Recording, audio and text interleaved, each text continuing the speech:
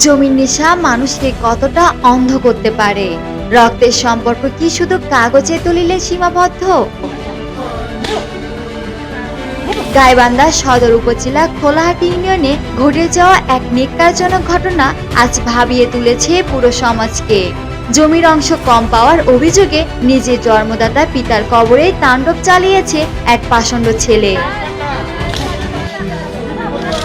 ঘটনাটি গত মঙ্গলবার দুপুরে, যখন নিস্তব্ধ গ্রামে সবাই বিশ্রামে, ঠিক তখনই উন্মুক্ততায় মেতে ওঠেন প্রয়াত আব্দুল মান্নান মিয়ার ছোট ছেলে অবসরপ্রাপ্ত সেনা সদস্য শাহ আলম মিয়া শালু। অভিযোগ রয়েছে পৈতৃক সম্পত্তি বন্টনের মেজ ভাই জমি বেশি পেয়েছেন। এমন দীর্ঘদিনের ক্ষোভ থেকেই নিজের পিতার শেষ চিহ্নটুকু ধুলোয় মিশিয়ে দিতে দ্বিধা করেননি তিনি।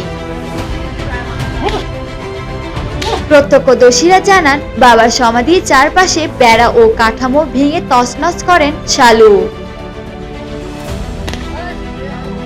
তার এই তাণ্ডবে স্তম্ভিত এলাকাবাসী। স্থানীয়দের দাবি, পেশাগত পরিচয় ব্যবহার করে দীর্ঘদিন ধরে এলাকায় প্রভাব বিস্তার ও ভয়ভীতি দেখিয়ে আসছিলেন তিনি। একজন সুশৃঙ্খল বাহিনীর সাবেক সদস্য এমন কুরুচিপূর্ণ আচরণে বইছে নিন্দার ঝড়। ঘটনাস্থলে ভিড় জমানো গ্রামের প্রবীণরা এই দৃশ্য দেখে চোখের জল ধরে রাখতে পারেননি। স্থানীয় বাসিন্দাদের মতে এটি ইতিহাসের এক কালো অধ্যায়। একজন সন্তান কতটা পাষণ্ড হলে পিতার শেষ শয্যায় আঘাত করতে পারে। ঘটনার পর থেকে অভিযুক্ত শালু পলাতক থাকলেও লোকলজ্জার ভয়ে মুখ খুলছেন না তার অন্যান্য ভাইয়েরা। যদিও স্থানীয় ইউপি সদস্যর উদ্যোগে কবরটি সংস্কারের চেষ্টা চলছে।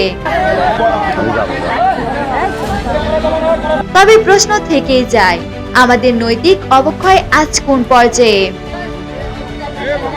জমির সামান্যটুকুর জন্য কি তবে ধুলোয় মিশে যাবে আজন্মের স্মৃতি?